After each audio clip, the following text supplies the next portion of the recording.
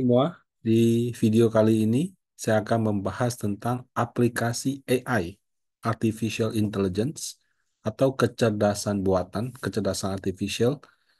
Kan ada banyak ya, ChatGPT, eh, Gemini, kemudian ada Meta gitu. Nah, dari sekian banyak ini, kira-kira kalau kita mau pakai untuk keuangan dan investasi, itu apa yang paling cocok? Em, Beberapa waktu yang lalu dunia dikejutkan dengan AI asal China, terutama Amerika ya. Saham Nvidia jatuh, saham teknologi jatuh, karena kaget gitu. AI asal China, DeepSeek, yang logonya mirip, ini saya terus ikan paus biru, terus ada yang komplain, bilang, Pak, paus itu bukan ikan gitu. Oh ya udah, ada paus biru yang diklaim jauh lebih murah dan jauh lebih canggih gitu. Eh, jadi si DeepSeek mengaku dia cuma butuh 6 juta dolar. Ya. 6 juta dolar itu kan 6 kali 15 itu 9 miliar gitu. Jadi cuma butuh 9 miliar untuk mengembangkan. Sementara Amerika itu eh, satu perusahaan itu menghabiskan puluhan miliar US dollar, bukan juta lagi, untuk pengembangan AI-nya gitu. Ya, meskipun setelah dicek, oh ya, ini pengembangannya minimal bisa 20-25 miliar. Tapi ya karena a billion US dollar ya. Tapi karena dia itu membeli chipnya Nvidia yang sedang dilarang oleh US, jadi sensitif dia nggak bisa ngomong gitu. Makanya dia ngomong biaya di luar chip itu. Nah, tapi anyhow, eh, kalau murahnya sih kata orang, eh, kalau saya baca ya dari Bloomberg segala macam, itu iya lebih murah. Bahkan yang hebat, kodenya dia bikin open source gitu.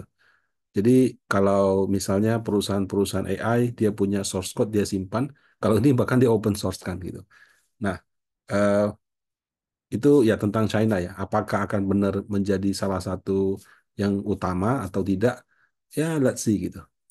Tapi kalau dari kita sebagai user, paling tidak pengalaman saya, ya, dari sekian banyak aplikasi, kira-kira yang cocok untuk keuangan sama investasi apa? Nah, pengalaman saya begini ya. Jadi pertama saya melihat AI adalah new Google. Kalau sekarang misalnya saya mau cari tahu eh, apa dampak daripada kejadian ini misalnya. Kemudian kalau kita ketik di Google akan muncul referensi. Dulu kan cuma website, blog, berita gitu ya. Sekarang muncul juga eh, post yang ada di Instagram, post yang ada di TikTok, post yang ada di YouTube gitu. Jadi dia ngasih tahu nih, kalau kita ketik kata ini, kira-kira yang relevan itu di mana, terus kita baca sendiri. Itu Google, ya. New Google beda. Saya malas mau baca gitu. Saya ketik, yaudah kamu rangkumin buat saya deh. Jadi berdasarkan sumber-sumber yang ada di website, si AI ini merangkum. Oh, jadi pertanyaanmu ini jawabannya kira-kira A, B, C, D, E, F, G gitu. Jadi kalau dulu orang eh, ketik dikasih referensi website, kemudian orang cari tahu lebih jauh lagi sehingga dia mempelajarinya. Sekarang nggak, duduk tenang diam dikasih jawabannya. Nah, hidup jadi jauh lebih praktis, tapi menurut saya otak juga kurang kritis gitu. Saya pengalaman saja, sekarang kalau saya naik taksi, eh, taksi itu sekarang udah nggak tahu jalan gitu. Jadi kita sebut satu tempat, oke kita pakai Maps ya. Di Indonesia seperti itu, di luar negeri juga sama. Jadi sudah sangat jarang, ya saya termasuk cukup sering naik taksi. Saya ketemu orang, saya bilang satu alamat, taksinya langsung jalan tanpa harus buka map, itu sudah hampir nggak ada. Ya mungkin buka map itu SOP supaya memastikan dia tidak muter jauh gitu. Tapi ya kadang-kadang kalau driver berpengalaman, kita sebut dia langsung tahu. Dan kadang-kadang dia bisa masuk jalan yang jauh lebih cepat daripada jalan biasa yang kita tahu. Nah, eh, dengan adanya Maps ya memang praktis gitu. Jadi daripada berdebat mana yang lebih cocok, ya ikutin map saja seperti itu. Paling tidak kan dia tahu nggak dia sama kita tahu ikutin map nggak akan dicurangin karena map mencari jalur yang paling cepat gitu. Nah, tapi ya otaknya jadi kurang kritis. Ya, keahlian itu berkurang karena kita benar-benar ikut. Tapi anyhow ya, dunia ya seperti itu. Ya. Nah, kalau misalkan saat ini Google menjadi raja daripada mesin pencari, kita sebutnya SEO ya, search engine lah gitu ya. Maka AI yang mencari dan meringkas jawaban ini belum ada penguasanya. Pemain pertama yang mendunia itu ChatGPT. Waktu dia terbit pertama kali kan heboh, luar biasa. Versinya juga baru terus gitu. Tapi ya eh, dia belum seperti Google. Kenapa? Kita mesti download aplikasinya. Kemudian kita masih ketik. eh, Ibaratnya butuh waktu lah. Google kan juga jadi masih mencari seluruh dunia itu butuh proses. Tahun 90-an dia pionir, Yahoo habis itu dia, kemudian dia pintar sekali. Dia browsernya Google Chrome dipromosikan habis-habisan supaya orang kalau apa eh, search di website pakai dia punya browsernya otomatis pilihan pertamanya Google gitu. Ya, Microsoft juga coba, dia coba dengan Microsoft Internet Explorer, ganti nama jadi Edge, ganti nama jadi Bing, tapi kan kurang berhasil. Kita walaupun install Windows, keluarnya browsernya itu kita jarang pakai, kita akhirnya download juga yang lain seperti Mozilla, Firefox, Chrome, atau sebagainya. Safari juga default search-nya Google gitu. Nah, jadi eh, nggak cuma browser, handphone juga sama begitu, tren berubah dari akses di komputer, laptop menjadi di komputer, sorry di komputer laptop menjadi di handphone, smartphone. Ya, eh, raksasa itu juga bagaimana caranya handphone itu default search engine-nya adalah Yahoo, sorry, adalah Google gitu. Ya, jadi usaha bertahun-tahun akhirnya dia merajai gitu. Nah, eh, kalau kayak model ChatGPT ini belum, ya, belum belum ketemu, belum tahu lah rajanya siapa. Nah, karena potensinya begitu besar, bisa menjadi the new Google, the next Google. Semua orang rame-rame bikin. Saya senang pakai Twitter, sekarang namanya X. Dia punya AI namanya Grok gitu. Kalau Google dia juga bikin, namanya Gemini. Nah, kalau Microsoft dia bikin namanya Copilot. Tapi ada Copilot, ada DALL-E, ada apa. Namanya, saya nggak tahu, dia nggak ada satu nama yang fix. Tapi sepertinya namanya Copilot. Nah, kalau Facebook itu namanya Meta. Ya. Nah, selain yang dikembangkan teknologi dunia raksasa gitu ya, banyak versi lain. Ada Perplexity, ada Cloud, ada Jasper, ada Replika, ada Notions. Ada juga versi Indonesia yang namanya Sahabat Sahabat AI. Nah, itu yang kemarin si direkturnya Nvidia, CEO-nya Jensen Huang datang ke sini, makan sama orang Indosat. Nah, itu sebetulnya Nvidia, Indosat, sama Goto itu kerjasama bikin yang namanya Sahabat AI. Nah, Nvidia itu menjadi komponen penting. Kenapa? Karena eh, di kalau kita mau bikin AI itu eh, mesin utamanya itu chipnya dia. Jadi siapapun bikin itu harus langganan, bukan harus langganan, harus beli computing power dari Nvidia. Jadi yang dia jual itu seperti itu. Ada kompetitor ya kayak AMD atau apa, tapi so far Nvidia itu masih yang terdepan. Nah, saya sendiri itu banyak pakai AI dalam pembuatan konten. Kalau versi berbayar yang saya pakai itu adalah Grok dari X karena waktu saya langganan centang biru di X itu satu package gitu. Nah, kalau ChatGPT itu saya pernah berlangganan. Sekarang sudah enggak karena saya sudah pakai Grok gitu. Ya, menurut saya oke lah. Eh, tapi kalau ChatGPT itu waktu berlangganan itu menurut saya cukup bagus. Dan sekarang itu kalau kita pakai ChatGPT dibatasin. Jadi kalau misalnya eh, versi berlangganan tuh kita cuma bisa melakukan sekian inquiry. Lewat dari itu, nah itu baru dikasih versi yang lama yang nggak berbayar. Nah, waktu saya membuat ini saya juga eksperimen juga. Saya coba-coba juga di Copilot, coba-coba juga di Gemini dan juga di Meta. Nah, kalau ketika saya membuat konten, itu konten keuangan investasi ada dua hal yang saya buat. Yang pertama, maksudnya ada keperluan saya itu gambar sama data. Ya, kalau bikin konten misalnya di Twitter, di Facebook, sorry, di Instagram, itu kan perlu halaman satu yang menarik supaya orang mau buka gitu kan. Nah, itu dulu saya terus terang kesulitan. Waduh, desain itu susah sekali. Saya coba ambil gambar memes gitu, terus saya kasih judul. Tapi cari maps yang cocok susah sekali. Jadi kadang-kadang kontennya sudah selesai, cari gambar yang cocok bisa berjam-jam. Dulu mungkin ada iStock foto, ya, tapi mahal. Kita langganan iStock foto itu bayar berapa puluh dolar dapat berapa gambar. Eh, Kemudian saya pakai jasa desain grafis yang saya bayar secara pribadi gitu. Oke, bagus, dia bisa buat gitu. Nah, tapi eh, lama-lama tuh saya cari, oh ternyata saya bisa bikin pakai AI. Justru bikin gambar pertama kali itu saya nggak pakai ChatGPT dan nggak pakai Grok. Saya pakainya malah Microsoft punya itu. Jadi Microsoft Bing Image Creator. Nah, ini kalau buka Bing, dia pilih yang tab Create Image, keluarnya seperti itu. Jadi Copilot-nya sama Image Creator-nya itu dua aplikasi terpisah. Nah, contoh misalnya saya bikin gini, eh, gambar Happy Chinese New Year. Saya klik gitu kan, masukin apa sedetail mungkin lah, funny version, Indonesia map apa segala macam, klik create, nah munculnya langsung 4 gambar seperti itu. Kalau saya misalnya nggak cocok, tinggal klik create lagi. Nah, satu hari dikasih jatah 15 kali. Jadi saya satu hari bisa desain 15. Sama kayak ChatGPT. Versi premiumnya itu satu hari ada batasan inquiry-nya. Lewat dari sekian itu paketnya yang normal. Nah, jadi seperti ini. Terus terang saya suka dengan eh, maksudnya seleranya menurut saya cocok yang Bing dengan saya punya apa desain gitu ya. Jadi keluarnya seperti ini. Nah, kalau saya sudah dapat gambarnya, saya tinggal tambahkan ini aja judulnya apa gitu. Nah, jadi jauh lebih cepat.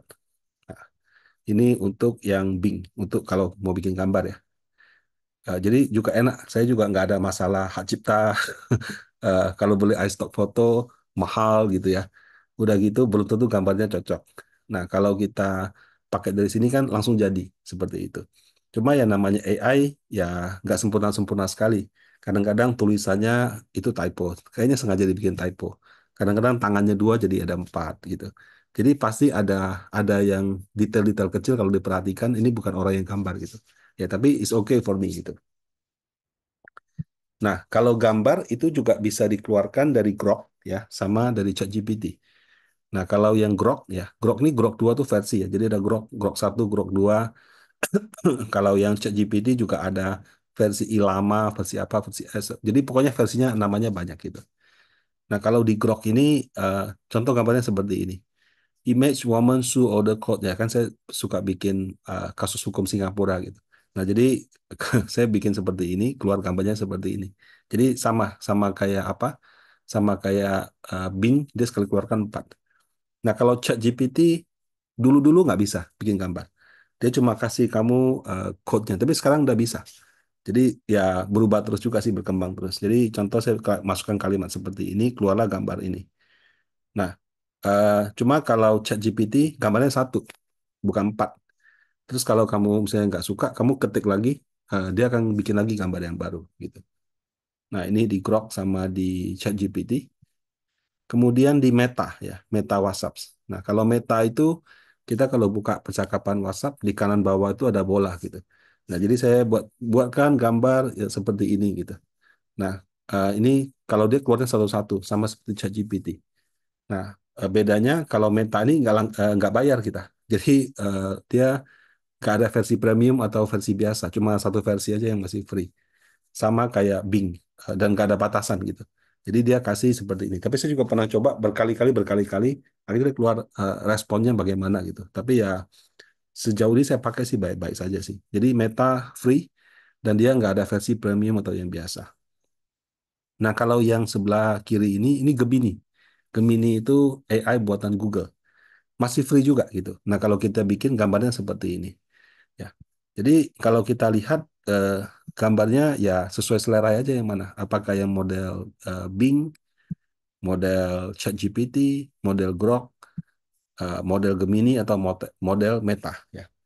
Dan kalau saya lihat dari 5 ini yang fasih berbahasa Indonesia itu yang nggak fasih berbahasa Indonesia itu Gemini. Jadi kalau kamu ketik buat gambar dalam bahasa Indonesia itu nggak keluar, dia nggak ngerti. Ya. Tapi kalau Meta dia sudah ngerti bahasa Indonesia. Ya, Grok Grok juga ngerti bahasa Indonesia. ChatGPT juga ngerti bahasa Indonesia. Kalau yang ini juga ngerti bahasa Indonesia, walaupun awalnya saya selalu buat pakai bahasa Inggris. Ya. Dan typo-typo nggak apa-apa, nanti mereka bisa cari sendiri. Itu hebatnya AI gitu. Nah, kalau DeepSeek gimana? DeepSeek itu masih sama kayak ChatGPT versi pertama, nggak bisa keluarin gambar gitu. Nah, tapi ya mungkin ini baru kan, pertama kali kan. Jadi ya mungkin seiring waktu versinya berkembang bisa keluar versi yang bagus. Nah, gambar mana yang paling bagus ya? Kalau gitu menurut saya kembali ke selera, kembali ke bagaimana kamu memberikan deskripsi gambar yang mau kamu buat, Kemudian kadang-kadang harus dicoba beberapa kali. Jadi masukin, coba lagi. Kalimatnya bisa sama, kamu tambahin satu dua kalimat, tambahkan deskripsi tambahan. Jadi kamu coba terus sampai dapat yang paling cocok gitu. Nah, eh, ini sekali lagi kalau gambar itu selera gitu ya, selera. Bisa cocok, bisa juga enggak. Dan ya kalau pemula pakai aja yang paling gampang dari WhatsApp seperti itu. Itu kan sudah ada di WA Bapak Ibu. Nah, berikutnya adalah cari data gitu. Nah, kadang-kadang kalau saya mau buat penelitian atau apa, saya itu mau kayak, oh saya butuh data ini gitu. Nah, cari data pakai AI itu praktis gitu ya. Nah, contoh misalnya gini, saya mau dapat data inflasi Indonesia selama 12 bulan terakhir dalam bentuk tabel. Jadi promptnya atau kalimat perintahnya seperti itu. Eh, Pertama ini di Grok dulu, Grok yang dari Twitter gitu ya, X gitu. Nah, kalau kita klik seperti ini, dia kasih datanya bagus tuh. Ada bulan, ada inflasi year on year, ada inflasi month on month, dan ada CPI. CPI itu Consumer Price Index yang dipakai untuk menghitung inflasi bulanan ataupun tahunan. Kalau bulanan berarti yang Februari dibanding Januari, kalau tahunan tuh berarti Desember 2024 banding Desember 2023. 12 bulan, 12 bulan gitu. Nah, jadi dia kasih data seperti ini, dan dia juga kasih link sumbernya. Ya. Dan waktu saya ketik ini kan di bulan Januari. Dia datanya Januari 2024 sampai Desember 2024. Angkanya juga benar gitu. Ya, ini Grok. Kemudian Copilot ya. Copilot dia kasihnya seperti ini. 2022 sampai 2023. Jadi ternyata datanya nggak update.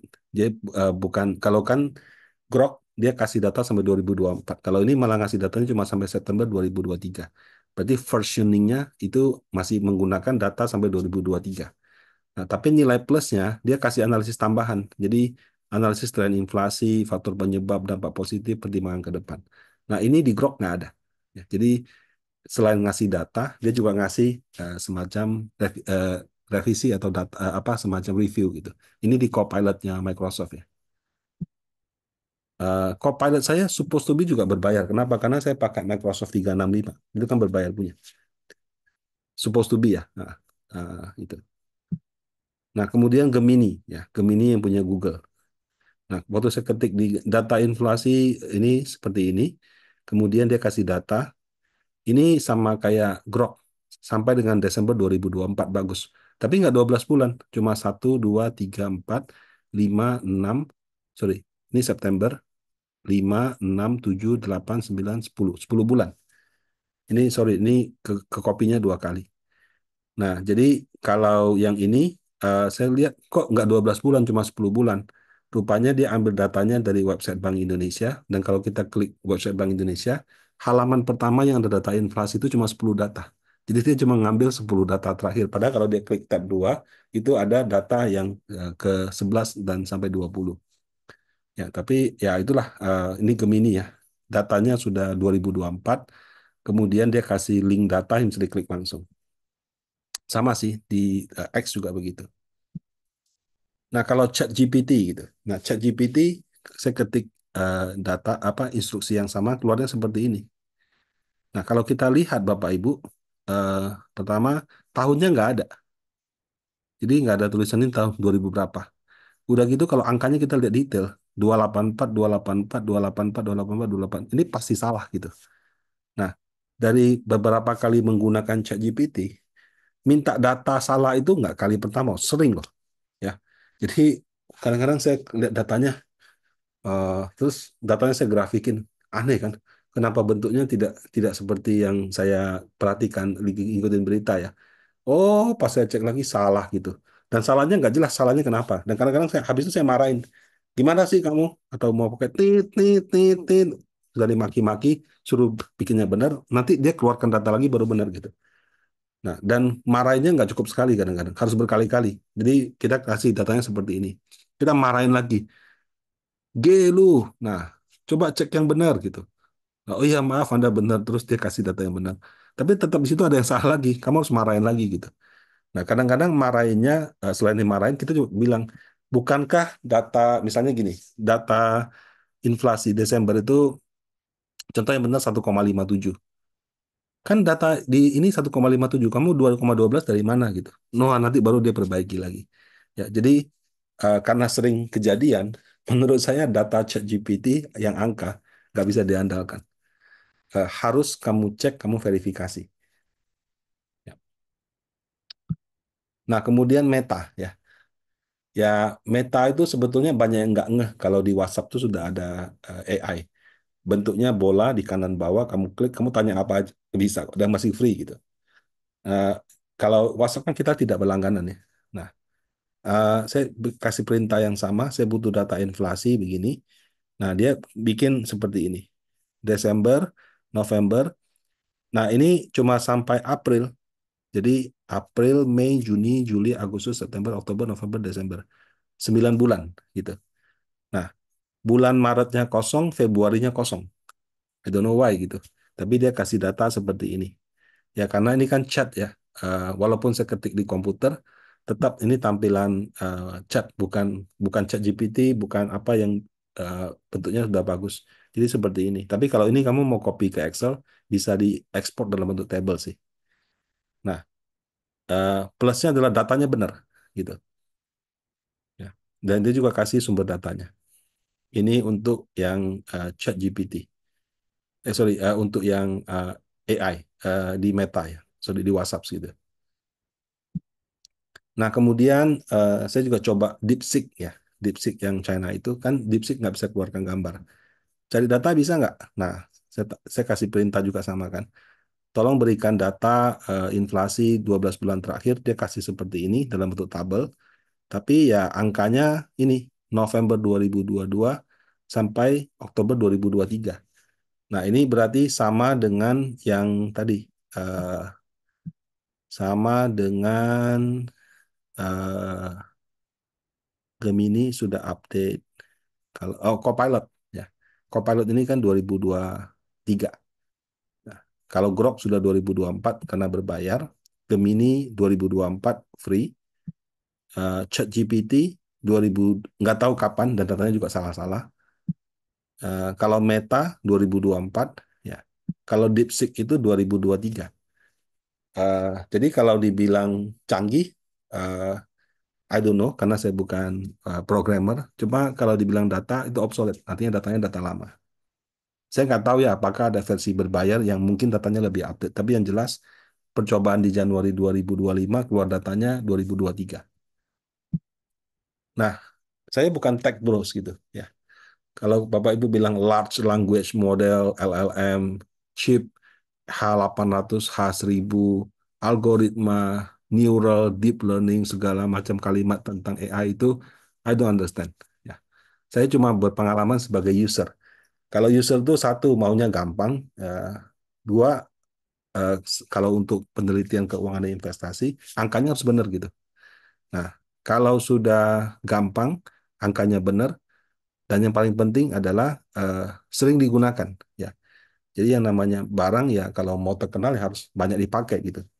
Nah, dalam hal ini menurut saya ya, yang mungkin akan jadi champion atau menjadi new Google-nya itu adalah Meta Facebook. Kenapa? Karena eh, kita semua orang pakai WhatsApp.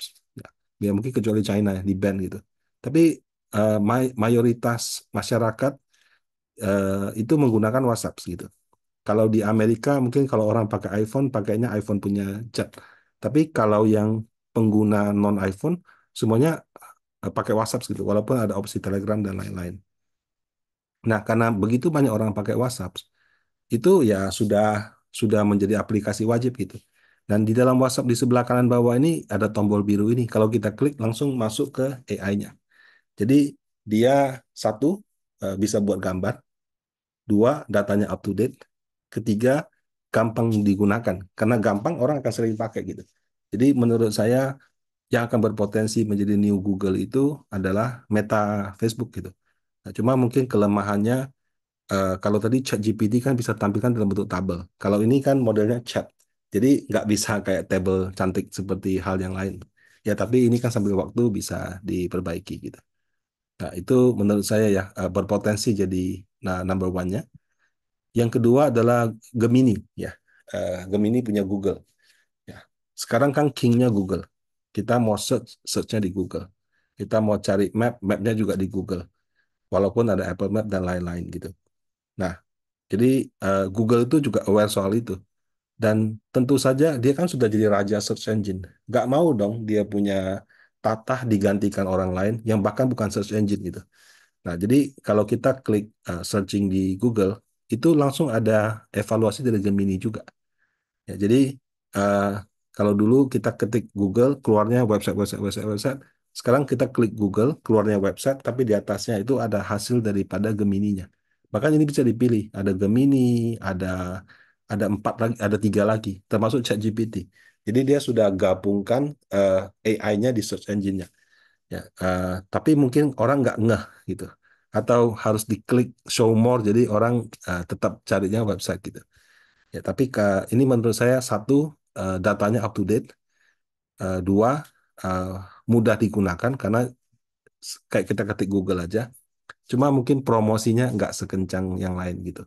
Nah, ini juga menurut saya berpotensi menjadi penguasa karena ya gampang digunakan. Ya, jadi satu seperti itu. Nah, ChatGPT gimana? Menurut saya ChatGPT itu pionir ya. Pionir itu punya keunggulan. Sama kayak misalnya gini, dulu nggak ada orang pesan makan pakai pakai GoRide gitu, pakai GrabFood. Nggak ada orang pesan Gojek, ojek atau taksi via ini. Nah, begitu orang buat itu kan Grab, sorry, kita Indonesia kan Gojek gitu. Baru ada Grab, ada macam-macam in dan out gitu. Nah, yang pertama kali dan terus-menerus itu pasti akan jadi top of mind gitu. Menurut saya ChatGPT juga sama. Sebagai pionir, dia pasti punya keunggulan gitu. Cuma keunggulannya harus dijaga gitu ya. Karena apa? Karena lawan-lawannya itu raksasa teknologi yang dananya unlimited, yang untungnya luar biasa besar. Setiap tahun labanya grow puluhan persen gitu. Mereka punya uang yang sudah lebih dari cukup untuk membuat produk yang serupa. Ya, atau membuat produk yang lebih bagus. Karena ini cuma soal mau keluar uang berapa. Tapi ya juga butuh kejeniusan sih. Tapi sehebat-hebatnya ini ya kita lihat banyak banyak contoh juga. Yahoo dulu juga rajanya search engine hilang. BlackBerry rajanya handphone hilang juga gitu. Jadi eh, perjalanan menjadi raksasanya tidak gampang dan even jadi raksasa pun kalau ini barang teknologi kalau tidak dijaga keunggulannya ya hilangnya juga cepat gitu. Dulu sosial media kita taunya Instagram, begitu TikTok tergantikan gitu. Nah, kemudian apa belanja online yang kita pakai yang e-commerce, TikToknya bisa TikTok Shop itu juga langsung merajai.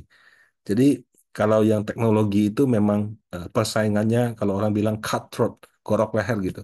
Kamu nggak ada keunggulan, nggak ada apa bisnis pindah begitu cepat.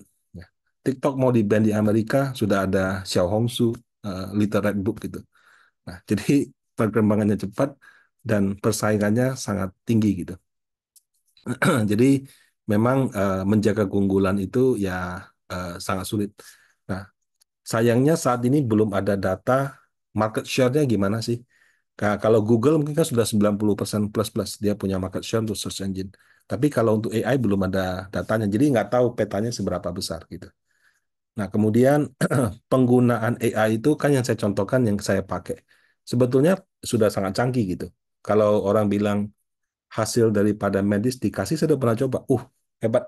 Jadi medisnya kita foto, kita upload, atau dia kasih file PDF, kamu upload, dia langsung kasih analisis. Oh, kalau ini begini, begini, begini, begini. Omongannya sama dengan dokter, bahkan lebih lebih rinci gitu. Jadi bahkan mau kayak kalau begini harusnya bagaimana, dia juga bisa kasih semacam suggestions. Itu saya udah pernah coba dan itu jadi gitu ya. Nah, kalau di perusahaan, saya ngobrol sama divisi investasi, CIO-nya Pak Winston, mereka juga pakai ChatGPT Premium untuk melakukan scoring ESG. Ya, sekarang kan ada tren ESG, jadi environment, social responsible, sama good corporate governance. Ada laporan keuangan berkelanjutan yang diwajibkan OJK. Nah, jadi berdasarkan laporan keuangan berkelanjutan itu, kita membuat semacam scoring gitu ya. Jadi kita kuesioner, kita scoring, kemudian dari skor itu kita dapat nih, oh perusahaan ini skor ESG-nya berapa, ini skor ESG-nya berapa. Nah, eh, dokumennya kan tebal tuh. Jadi kita bikin kriterianya, kemudian dokumennya kita upload, pakai AI baca, terus dari situ keluar scoringnya. Nah, paling kita quick check aja gitu. Jadi kita cek aja. Dan ini bukan minta si ChatGPT tarik data, bukan. Tapi kita sudah membuat semacam promptnya, kalimatnya, kemudian dokumennya kita upload, perusahaan pertama, perusahaan kedua, perusahaan ketiga, nanti dia menggunakan prompt tersebut, dia melakukan scoring. Nah, cuma memang kalau ChatGPT ini harus dilatih terus-menerus. eh, Percobaan pertama belum tentu berhasil dan kadang-kadang sudah hasilnya keluar satu, kita coba dua tiga kali lagi, kalau hasilnya beda berarti harus dilihat apa yang salah gitu. Nah itu penggunaannya. Jadi sebetulnya yang canggih-canggih juga ada. Bahkan yang lebih canggih lagi sekarang dia minta si itu membuat kalimat programming, kalimat apa customer service atau apa untuk dia nanti jadi suara, bisa jadi customer service gitu. Nah, jadi memang penggunanya no limit sih. Nah, kalau dalam konteks keuangan dan investasi, AI itu sangat membantu. Hanya saja AI itu harus dilatih. Kadang-kadang harus kita marahin karena datanya kurang akurat. Dan kalau dari pengalaman saya, terus terang saya pakai beberapa sih. Saya pakai ChatGPT, saya pakai Meta, saya juga pakai Grok gitu. Jadi tiga yang sering saya pakai. Eh, Kalau yang Bing saya pakai untuk gambarnya gitu. Nah, Bapak Ibu juga bisa coba-coba sendiri. Apakah DeepSeek akan menggantikan yang ada sekarang? Menurut saya, eh, dia harus keluarkan uang sangat banyak. Karena ini sektor yang perusahaan raksasa dunia semua masuk dan semua nggak punya budget, maksudnya nggak ada limit budget untuk di spend. Gimana caranya mereka dapat yang nomor satu gitu. Jadi kalau siapapun yang mau berjaya di situ, ya dia harus menyiapkan uang, bakar uangnya bahkan menurut saya bisa lebih gila daripada e-commerce ya. Jadi ya tantangannya di situ. Ya tapi kalau kita hanya sebagai user dengan pilihan begitu banyak dan barang semakin bagus, itu kan berarti kita punya opsi juga semakin banyak gitu. Nah, demikian tentang pembahasan kali ini. Semoga bermanfaat. Kalau nanti ada yang mau ditanyakan, bisa di komen ya. Terima kasih semuanya. Semoga sehat selalu.